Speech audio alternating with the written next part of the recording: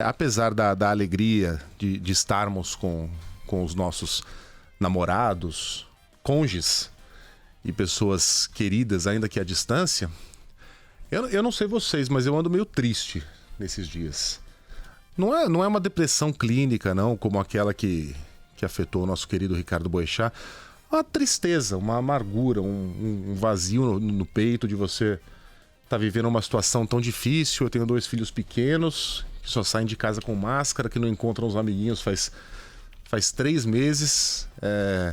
É bonito e ao mesmo tempo melancólico ver os dois ali sozinhos, tendo que inventar brincadeiras solitárias ou tendo que contar conosco para fazerem o que crianças têm de fazer, que é de se divertir, brincar e se possível aprender um pouquinho também. E aí a gente olha para fora, vê todo mundo usando máscara, o número de mortes crescendo exponencialmente. Já temos 41.058 mortos no Brasil, 500 mil de pessoas mortas em todo o mundo. Só no estado de São Paulo, 10.145 pessoas, quase 1 milhão de contaminados, são números dramáticos. Esse número de 41.058, daqui a uma semana já vai estar nos 50. A se manter essa toada, e não há nenhum motivo para que ela não seja mantida, daqui a pouco são 60, 70, 80 mil mortos. Até onde sabemos, né? A gente sabe que a subnotificação no Brasil é um negócio brutal. Então, quantos brasileiros morreram de verdade? 80? 100? 150 mil? Não é um absurdo você falar em números dessa magnitude. O que são 150 mil pessoas? 150 mil pessoas equivalem a você pegar o Maracanã na final da Libertadores, no ano passado, Flamengo e River Plate, e multiplicar por 2.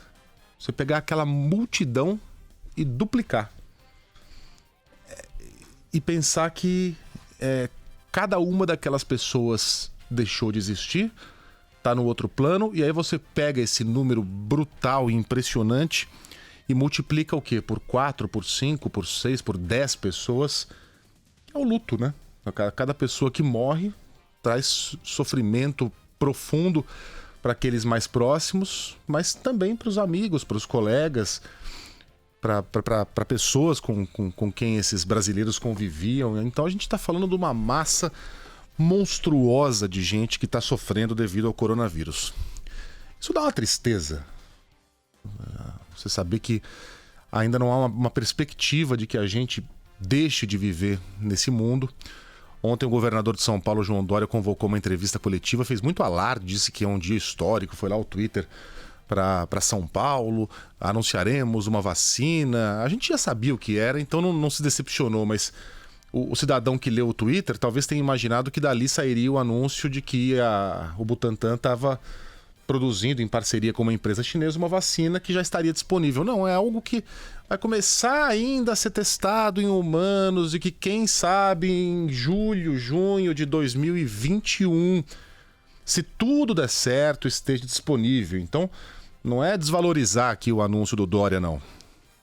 É uma boa notícia. Quem sabe não seja esta a salvação.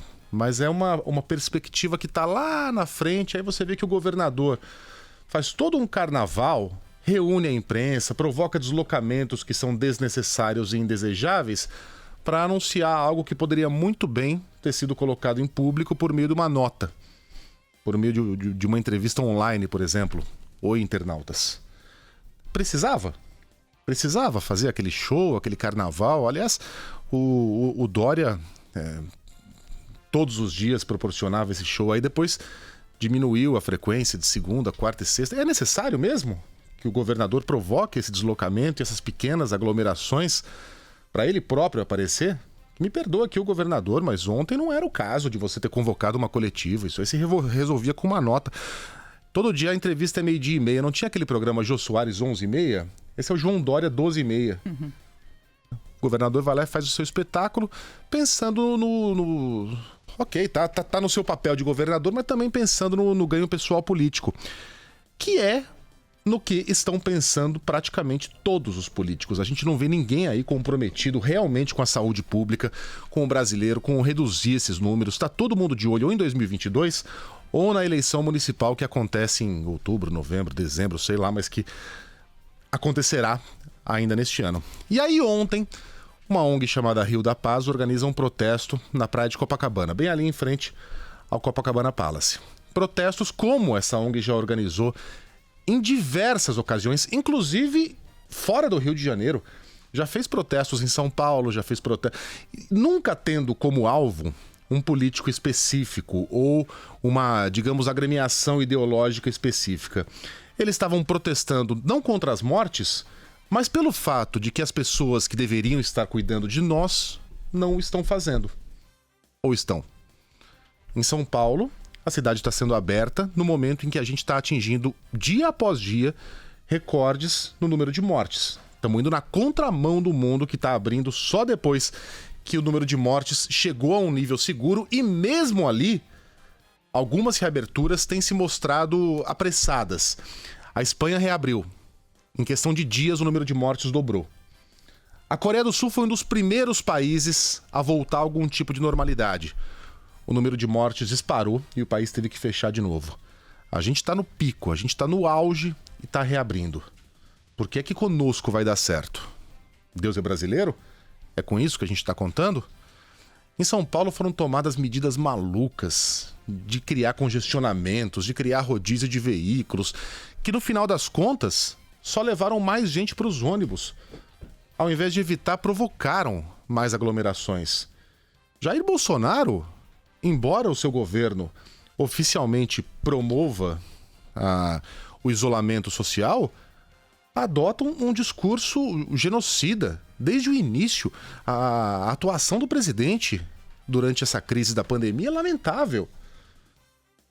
Ontem o presidente chegou a incentivar as pessoas a invadirem hospitais com câmeras para conferir se os leitos estão ocupados. O presidente incentivou as pessoas a cometerem um crime.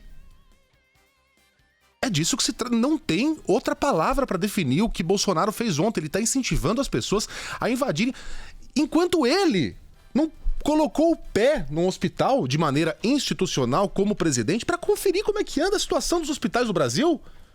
Ele já andou de jet ski, ele já fez churrasco, ele galopou a cavalo, ele não visitou um único hospital desde que essa crise começou, e agora ele está incentivando as pessoas a colocarem as suas vidas e as vidas dos outros em risco ao invadirem hospitais com câmeras. Imagina o cara entrando numa UTI para filmar e conferir se os leitos estão de fato ocupados. E talvez não estejam, hora essa. Em São Paulo, por exemplo, a ocupação é de 63%, então a possibilidade de que a pessoa se depare com um dos 34% de leitos desocupados é grande. E aí o que vai acontecer? Vai colocar na internet e o presidente vai falar: tá vendo? Tá vendo o quê? Tem esse áudio aqui, quer ouvir? Dele incentivando as pessoas? É. Não precisa. E aí, Obrigado, Carla.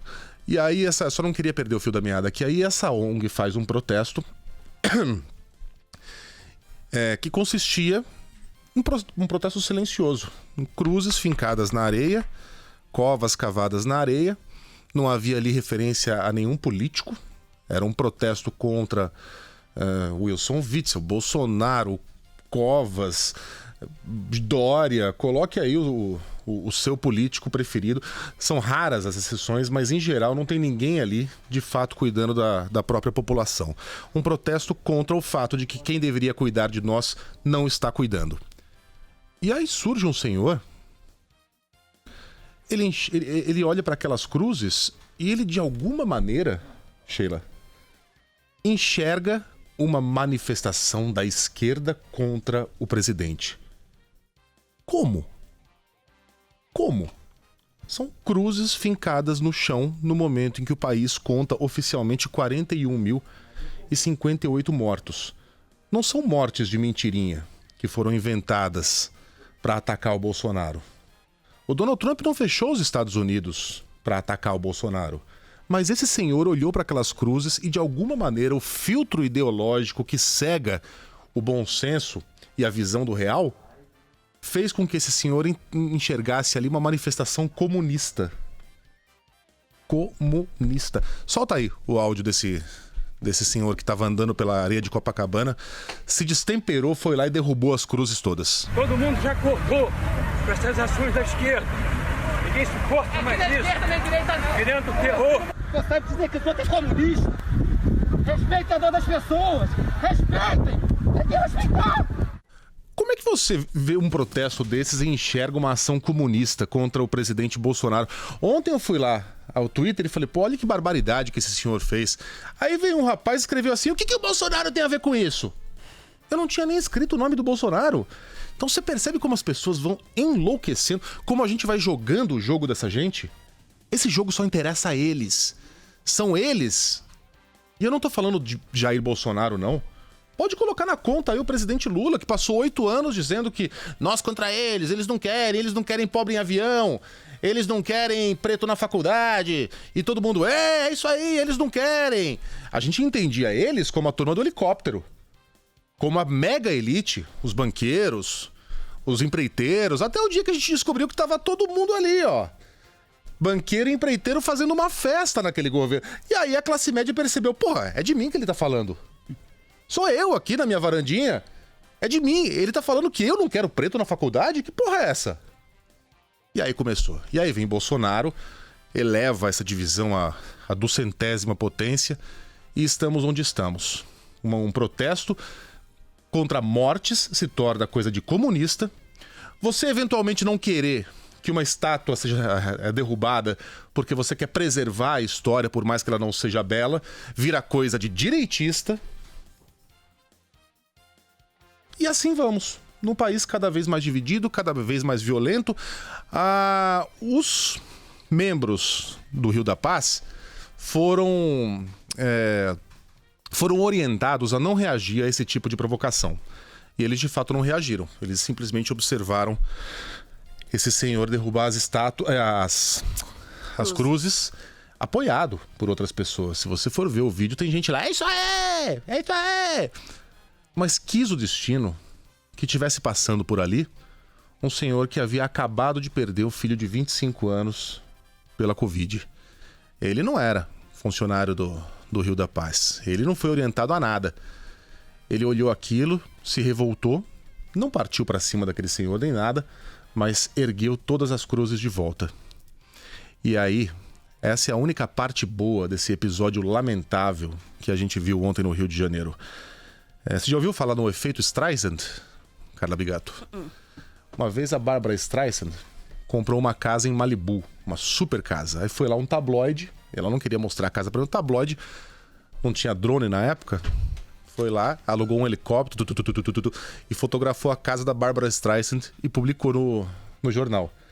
A Barbra Streisand ficou furiosa. Tava lá na página 17 do jornal, tabloide de Nova York, Chicago, sei lá. Pouca gente teria acesso a essa foto, mas a Bárbara ficou doida. Tem que tirar essa foto, e vamos recolher os jornais, e advogado, e tribunal, escambau. Você já adivinhou? No dia seguinte, a notícia era essa. O faniquito da Barbra Streisand e a foto da bendita da mansão, que tava lá relegada à página 17 do jornal local, tava em todos os tabloides, em todos os portais dos Estados Unidos. Esse é o efeito Streisand. Quanto mais você se esforçar para esconder alguma coisa que você não quer que veja a luz do dia, mais a luz do dia vai brilhar sobre ela. Então, no final das contas, o que esse senhor, com o seu comportamento deplorável, conseguiu foi aumentar o alcance em inúmeras vezes desse protesto. O que nos leva nos ajuda a refletir sobre o momento que a gente está vivendo agora. Caso esse senhor não tivesse feito o que fez, a gente não estaria, por exemplo, aqui há 17 minutos falando desse assunto. Então vamos refletir, gente. Se a gente não está jogando o jogo dessas pessoas, se a gente não está entrando numa divisão que não interessa ao Brasil, que interessa a eles. E se a gente não está enxergando o mundo como ele não é, porque colocaram em nós um filtro ideológico, um óculos de hiperpolitização da vida, em que a gente começa a ver brasileiros, seres humanos, amigos, parentes como inimigos, quando na realidade o inimigo é outro.